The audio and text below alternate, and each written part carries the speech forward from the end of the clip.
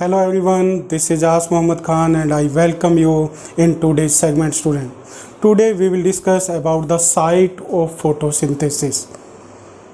Means where does the photosynthesis takes place inside the plant student. Especially if we speak about the photosynthesis student, then it takes place in the leaves of the plant. Mainly it takes place in the leaves of the plant. That's why the leaves of the plant are known as the kitchen of the plant, where the plants cook their food. Means the food is made inside the leaves, and the leaves have the particular greenish pigment in them that is known as chloroplast. So what is the site of the photosynthesis student? It is leaf. So today we will discuss about the structure of the leaf. If we speak about the leaf student, then it is a triangular shape structure. It is the triangular shape structure and it is connected to the stem with the help of petiole student. Means this part of the leaf from where it is connected to the stem, then that part is known as petiole. So this part is known as petiole student, and that petiole also have the buds. There are the bud student from where the some other leaves are grown. Like here you can easily observe the buds of the leaf student. And after the petiole student, there is the broad part of the leaf is known as leaf blade or lamina. This broad part of the leaf is known as lamina. Now inside the leaf there are many veins are found student. The main vein of the leaf from where the transportation of water and mineral, and with this the transportation of food takes place. That veins are known as mid vein or the side vein. Mid vein is directly attached to the petiole of the leaf student. Like this structure is known as main vein or mid rib, and these structures are known as side vein student, side vein. And what they do inside the leaf, they help the plant in the transportation. Though they help the leaf in the transportation student. Now the outer surface of the leaf are known as margin. So these shapes are known as margin of the leaf student. These are the margins. Now we come on the surface of the leaf. There are the two surface of the leaf student, upper surface and lower surface. Upper surface is shiny in nature. You can easily observe here student, it has the shiny appearance. Why does it has the shiny appearance student? Because it is covered with a waxy layer, and that waxy layer is known as cuticle student. And due to that the plants leaves have the shiny surface, means their upper surface have the shiny structure. And just after this there is upper epidermis is found, and upper epidermis have negligible chloroplast. Mainly the chloroplast are found in its mesophyll layer student. Means the layer of the cell that is found in between upper and lower epidermis. In those cells the chloroplasts are found, and due to which the plant's leaves have the green structure. And with the help of these chloroplast student, plants do the photosynthesis. Means they do the photosynthesis with the help of these chloroplast. Chloroplast is the site of photosynthesis student. These are the site of the photosynthesis, and in this they are found in the mesophyll cell of the leaf student.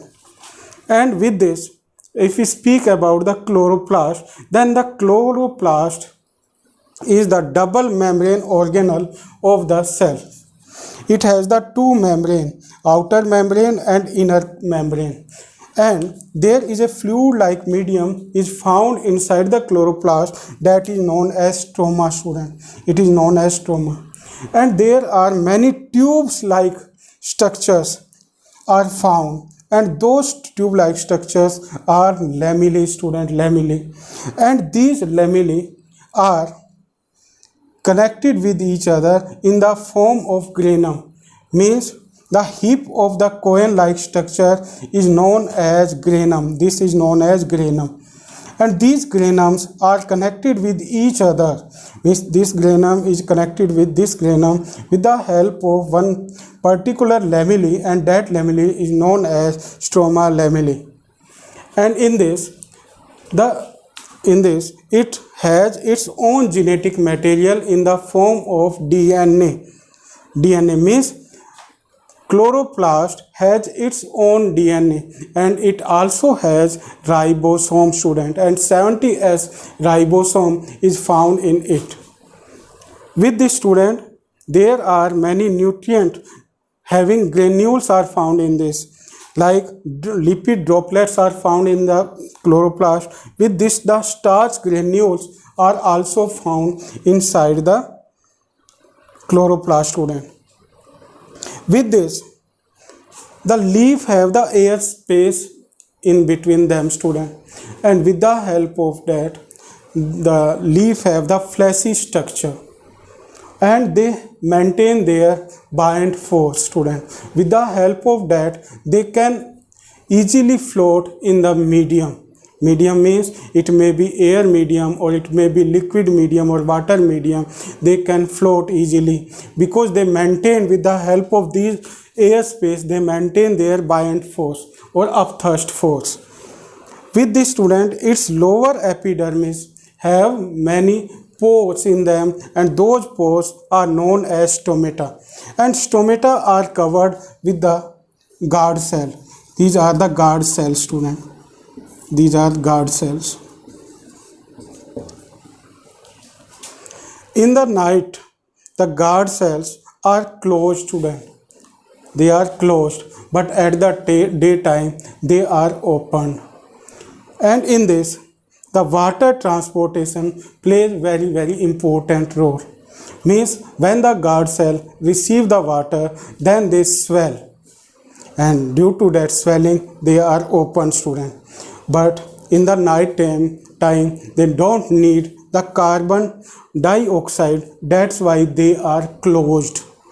They are closed, and at that time they lose the water, and due to losing the water they are contracted and they are closed, student.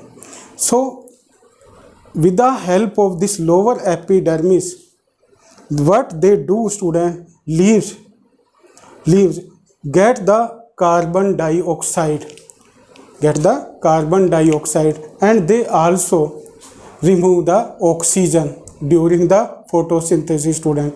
And with the help of these stomata, student, leaves also do the transpiration, means they lose the water in the form of steam, and this process is known as transpiration, means they help in the transpiration. And these stomata also maintain the transportation of water in the plant, student. Means water and mineral transportation is facilitated with the help of these stomata, student. So it is about the site of photosynthesis. Now here you can see leaves are known as the kitchen of the plant. Why? Because they make the food for the plant, and in making the food they also release one life supporting gas, student. And what is it? It is oxygen.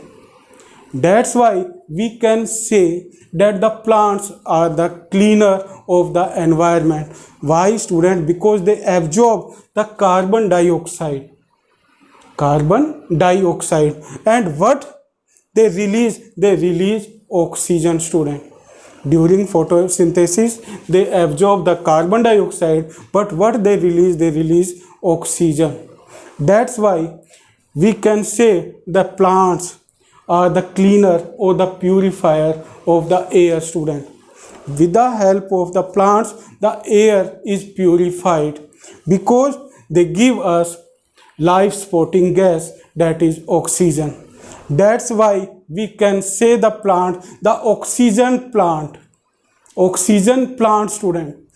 What are the plants? Plants are the industries where the new substance are found. But the plants or the green plants, they also synthesize the oxygen, student. That's why we can say them the natural plant of oxygen. Natural plant of oxygen are our green plant, student. With the help of them, we get the oxygen, and we also get the food. And the process that is involved in this, it is photosynthesis. That's why we should grow more and more plant in our surrounding, student. So it is about the site of photosynthesis. In our next segment, we will study about the structure and function of stomata. So thank you very much and have a pleasant day.